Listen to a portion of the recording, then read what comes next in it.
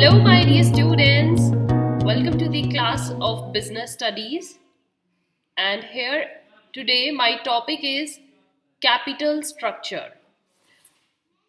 Topic for today's session is capital structure, and you will see what exactly its meaning and what are those factors that affect when you build a capital structure. Right, my dear students? So, without wasting time, let's start this topic of Unit 9. Capital structure क्या होता है? जब कोई भी businessman अपनी company या business को start करता है, at that time he or she needs a or he or she needs to build a capital for its business. So here today you will understand what exactly this capital structure refers to the proportion of debt, आप कितने borrowed funds बाहर से लेते हो, plus equity. Equity means the amount you get by selling your shares, that is share holders fund. So equity is shareholders fund and debt is borrowed funds. And when these both are combined as a capital, it builds a capital structure. Right? So this debt and capital when used for financial business operation, जब आपको अपना business conduct करना है या अपने business का कोई भी काम फर्दर करना है, जिस जो पैसा आपने इकट्ठा किया है उस पैसे से, तो उसको हम क्या बोलेंगे? Capital structure. Right? So in short, the capital structure decisions involve, आपको जब आप ये डिसीजन बिल्ड करते हो या कैपिटल स्ट्रक्चर बनाने के लिए सोचते हो, तो आपको सबसे पहले क्या सोचना पड़ता है? It is about determining the type of securities to be issued, means which type of securities it will be. If it is kind of a share, equity shares, preference shares, then वो आपकी होगी equity. And other, like if you borrow from other party or third party, like bonds, debentures issue करना, loan लेना, that will be your debt. So then it will be in your capital share. Right? Now the next topic from your syllabus is what are those factors that affect the capital structure. अब हम देखेंगे कि वो various factors क्या हैं जो एक businessman की सोच को या डिसीजन को अफेक्ट करते हैं जब वो ये सोचता है कि उसको किस टाइप की कैपिटल मार्केट से उठानी चाहिए. उसको शेयर्स इशू करके पैसा लेना चाहिए या उसको बोरोड फंड्स लेने चाहिए. So let's see those factors. First is cash flow position.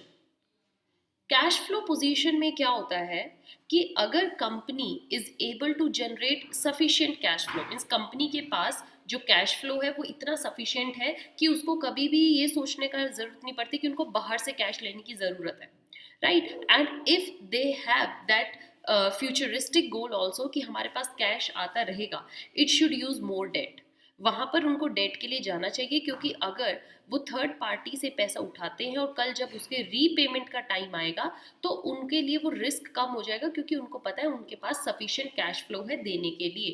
तो that time they should go for debt securities. However, if there is cash shortage, means cash कम है या ऐसा पोजीशन है जिसमें आपको हमेशा रिस्क रहता है कि हमारे पास टाइम पे कैश आएगा या नहीं, you are unaware about the flow of that cash in your business, then you should use more dash securities. You should use more equity securities like shareholders fund. Right, students? Moving to the next factor, that is interest coverage ratio. Interest coverage ratio क्या होती है? जब आप borrowed funds उठाते हो तो जब repayment का टाइम आएगा तो रीपेमेंट के टाइम पे आपको not only you have to give principal amount but along with interest also. So जब आप थर्ड पार्टी को पेमेंट देते हो प्रिंसिपल के साथ आपको इंटरेस्ट भी पे करना पड़ता है. So here it says that if there is high ICR, interest coverage ratio, it shows that company can have borrowed funds. आपके मतलब आपके पास अगर हाई इंटरेस्ट कवरेज रेशो है, मीन्स आप इंटरेस्ट कवर कर सकते हो इन ह्यूज क्वांटिटी, तो फिर गुड है, अच्छा है भैया, आप बोरोड फंड्स लीजिए जब आप इंटरेस्ट देने के लिए रेडी हो. बट अगर आपके पास लो इंटरेस्ट कवरेज रेशो है then you should not go for borrowed funds. तब आपको इक्विटी पर ही डिपेंड रहना चाहिए, क्योंकि उस टाइम पर इंटरेस्ट नहीं देना पड़ेगा. Right? Because there is low risk of making interest payment. अगर आपके पास हाई के इंटरेस्ट कवरेज रेशो है तो आपके पास रिस्क कम होगा इंटरेस्ट देने का, और बेटर है आप borrowed funds he low. Then the third is return on investment.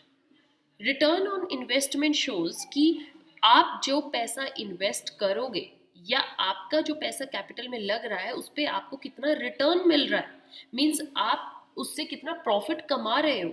In case return on investment is greater, means अच्छा खासा आपके पास रिटर्न आ रहा है. Then rate of interest, means जितना आप इंटरेस्ट दे रहे हो, अभी जो हमने पहले पढ़ा उससे अगर आपका इन्वेस्टमेंट ज़्यादा है, rate of investment, then company must prefer dash funds. आप उस केस में बोरोड फंड्स ले सकते हो क्योंकि आपके पास रिटर्न इन्वेस्टमेंट पर अच्छा आ रहा है. तब क्या डर है, बोरोड फंड्स के लिए जाइए, थर्ड पार्टी से पैसा उठाइए जो आपको इजी टर्म्स पे मिल जाएगा, इंटरेस्ट के साथ पे कर देना. आपको ज़रूरत थोड़ा है, जब इंटरेस्ट से ज़्यादा रिटर्न मिल रहा है, you should not fear. Okay. Then the fourth one is debt service coverage ratio. Debt service coverage ratio means जो आप डेट थर्ड पार्टी से उठाते हो, बोरोड फंड्स उठाते हो, आप उनको डेट कैसे, कब और कितनी जल्दी दे पाते हो, दैट इज डेट.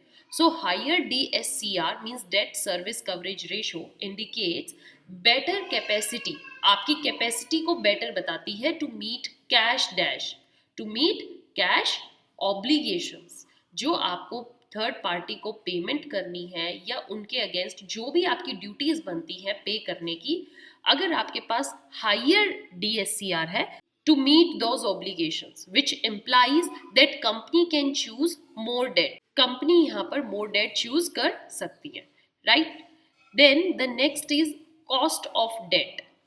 मीन्स जो आप डेट या थर्ड पार्टी से जो भी लोन उठाते हो उस पर आपके चार्जेस कितने हैं, इंटरेस्ट कितने हैं. If you are getting like, आपको इक्विटी या शेयर होल्डर्स पर जो रिटर्न देना होता है, राइट, तो वहाँ पर बाई चांस आपको 2% देना है, बट जो आप इंटरेस्ट के बोरोड अमाउंट ले रहे हो वहाँ पे आपको 5% इंटरेस्ट देना है, which is better. You should go for equity capital.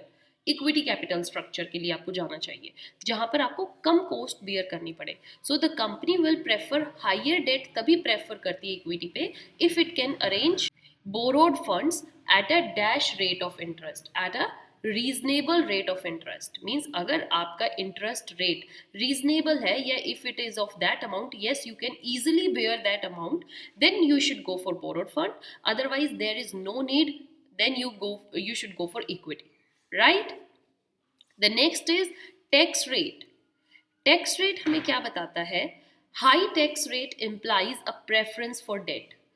जब टैक्स रेट ज़्यादा चल रहा है तो इसका मतलब आपको डेट लेना चाहिए, बिकॉज डेट के साथ आपको क्या मिल जाता है, एक प्रेफरेंस मिल जाता है. और जब लो टैक्स रेट है तब आपको इक्विटी के साथ जाना चाहिए, because that is deductible, right. Deductible tax होता है, ये डिडक्टेबल अमाउंट है और आपको टैक्स में इस चीज़ का फ़ायदा ही मिलेगा. Then the next is flotation cost. Flotation cost आपको क्या समझ में आती है? Every student must know this thing. Flotation cost is that cost which a businessman bears while issuing the shares.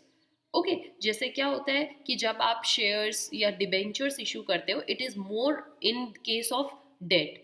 जब आप डिबेंचर से बॉन्ड शेयर करते हो तो आपको साथ में कमीशन एजेंट्स को दिखाना पड़ता है ना. तो that are various kind of other services charges that you have to pay. So it is less expensive to raise funds through loans and advances, right. Loan और एडवांस लेना चाहिए क्योंकि वहाँ पर फ्लोटेशन कॉस्ट नहीं होती. बट जब आप शेयर्स या डिबेंचर्स कुछ इशू करते हो वहाँ पर फ्लोटेशन कॉस्ट बहुत ज़्यादा होती है, राइट. आपको अंडर राइटर्स को देना पड़ता है, कमीशन एजेंट्स को देना पड़ता है प्लस अमाउंट, तो वो चार्जेस को और ऐड कर देते हैं. Then the next is control. Control says that company might equity shares if they don't mind giving up control. अगर बिजनेसमैन चाहता है कि वो कंट्रोलिंग पावर को दूसरों के साथ शेयर करे, देन आप इक्विटी के लिए जाइए. अगर आप कंट्रोल पावर को शेयर नहीं करना चाहते हो, डिस्ट्रीब्यूट नहीं करना चाहते हो एंड मैक्सिमम से मैक्सिमम पावर को अपने हाथ में रखना चाहते हो, तब आपको क्या करना चाहिए? Don't go for equity, then go for debt amount या for borrowed funds. The last factor is regulatory framework. Regulations, rules, policies also affect the decision of the capital structure. So capital structure decision लेते हुए आपको regulations का ध्यान रखना चाहिए. कैसे? The company may prefer to give securities as a source of additional capital. Securities आप issue कर सकते हो अगर सेबी की रेगुलेशंस बहुत स्ट्रेट फॉरवर्ड है, ज़्यादा कॉम्प्लिकेटेड नहीं है. और दे में ऑप्ट फॉर मोर डैश, या फिर आप किस लिए जा सकते हो, लोन्स के लिए जा सकते हो. कब? If monetary policies are flexible, है ना. सारी रेगुलेशन, सेबी की रेगुलेशंस स्ट्रेट है तो सिक्योरिटीज इशू कीजिए. मॉनेटरी पॉलिसीज बहुत स्ट्रेट फॉरवर्ड है, इजी है, फ्लेक्सिबल है, then you should go for the loans borrowed amount. So these are the various factors that affect the decision of a capital structure, and I hope you clearly understood what exactly this capital structure concept is. This topic is very very important. इसको अच्छे से समझिए, read करिए मैंने क्या क्या points दिए हैं आपको, and try to frame other points also. Till then, stay tuned. Have a good day. Thank you.